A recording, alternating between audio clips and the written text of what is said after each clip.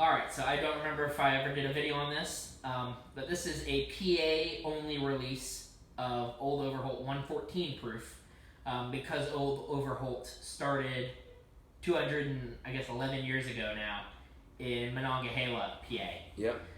They did a PA and an Ohio release. They are different. Ours has a PA seal here. Theirs has the Ohio seal. We are the only two states to get it. Kentucky didn't even get this. Nowhere else in the country got this. So this is a very unique bottle, and it's only $30. I'll give my thoughts on it after we try it because I found really good uses for this whiskey. But let's see how it stacks up on its own. Fairly weak nose. I get caramel and chocolate covered cordial cherry. I can see that. It's not like a super like complex way to say. It's not a super rye forward nose either. And whenever I say that, it's not super complex. It just gives you like that faint smell of like a chocolate covered cordial cherry, and then it's like you smelled one in the other room. Pretty much, yeah, exactly. But like I'm not getting much else on the nose.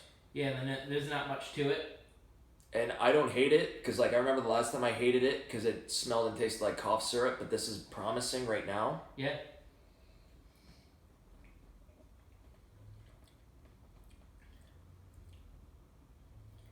Yeah, I don't get a cough medicine note at all. I'm getting a little bit of it on the finish. Yeah, I still get it. The front end is way better, but like on the very back end, there's just the way the oak tannins and like that cherry interact. I can see that. It tastes like cough I syrup. don't get it, but I can see that happening. It's very grassy. Yeah, that too. It is very green. Especially in the middle, and for me on the finish, I'm getting a lot more green than I'm getting anything else. Yeah, on the front end, I get cherry and green and grassy. And I want to elaborate more on green, but I really can't because this isn't super complex and it's not meant to be. This is their cheap rye line, but this is one where honestly trying it. Oh, I do see what you're getting with the way the tannins interact. Like I don't get necessarily like that medicinal note, but I get. It's very close to that for me, if that makes sense. I remember... Like, it's one of those ones where I could see that a slightly different taste would get that. Yeah, like, I remember whenever I was younger, I had to switch over to some different cough medicine because I was allergic to one of the ingredients in, like, usual cough medicine. And this reminds me of that, to a very large extent. And I think that a lot of it has to do with the proof as well, because it is higher proof. Right, because I was going to say the regular Overholts definitely don't do that. No, because I remember regular standard Overholt Bottle and Bond, and that one doesn't do this. I think that it's literally just the 114. This is leading me to see that just the Overholts in general, though, are very good cocktail ryes, just like they're Beam's equivalent of Rittenhouse. Yep. And for my taste, I think they do it better, but that's one where, and I'm not talking this Overholt. That would be talking the Bottle and Bond. Yeah. I think if we're comparing Bottle and Bonds, I would take Overholt. But this is one where if you want, I can give you a 4-ouncer, and you can take some of this to try it in a drink. We'll just do a cocktail. Oh, don't you have an open one too? Old Overholt? Of this? Not Old Overholt, no. Really? Old Granddad, I have too. I thought you had an open one of this. I thought that's how you tried it. Okay. No, I got it as a sample from a couple of friends. Okay. Because we could do a cocktail night with someone who's better at making balanced cocktails than I am because mine are I eyeball things. I can make old fashions and Manhattans. We can do that. I eyeball things, so we could try like we could each pick a whiskey that we think is going to work really well in one, and we can make a small drink of each. Or we can just do a comparison of like Old Overholt and Old Granddad, and do like something that it's like either rise or high rise. We could do that, yeah. Because I wouldn't mind picking up another. If I had to pick like a cocktail whiskey. I have Overholt Bottle and Bond, by the way. Yeah. I have both this and that, and I have Old Granddad Bonded. I used to, and me and my girlfriend killed that bottle in a day. Fair enough. But I do have that bottle, so that we could do a 4-bottle comparison of the Bottle and Bond of Overholt and Granddad. Yeah. And then the 114 of Overholt and Granddad in drinks. Mm-hmm.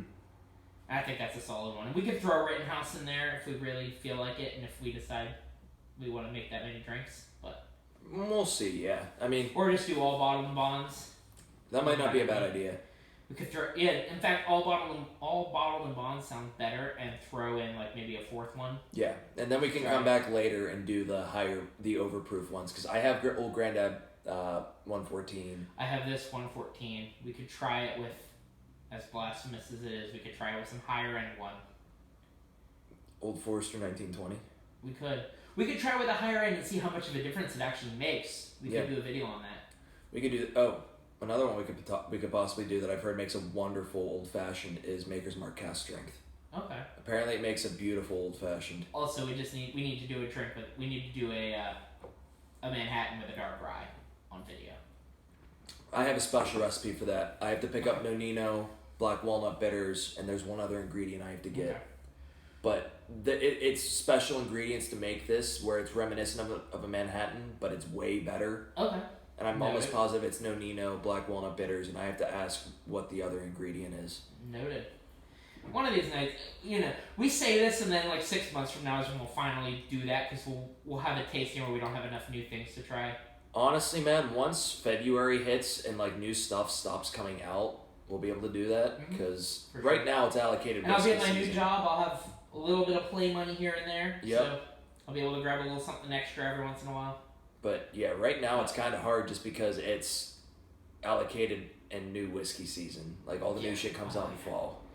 Like, I'm kind of sad because I don't know that I'm going to have the money at the moment for the fucking Lux Row picks. Just because of how much new shit came out. Yeah, that I'm already dedicated to getting. But I know we'll we'll figure samples it out. of it, so at the least, so we'll figure it out. For sure. But yeah, anyway, Overholt 114. At least for me, like, if I want a cheap rye that I want to sip on, I would turn to this every once in a while. But this definitely made a better drink than it is a sipper. Yeah. And it did make pretty damn good. It made a pretty damn good old fashioned. The only disclaimer I will give right off the bat: don't put Luxardo cherries in any drink you make with this, because it's going to emphasize that medicinal note. Yeah. If you use cherries that aren't maraschino cherries, it might be a little different. But the syrupy, like the syrup of the cherries, is I think what did it. Probably, yeah. So if you get a cherry that just, like if you straight up go to the grocery store and buy cherries, you probably won't deal with it this way. Mm-hmm. The syrup kind of gives it, I think even the consistency adds to it, and that's what sort of makes it more reminiscent. But Old Overholt 114. Yee.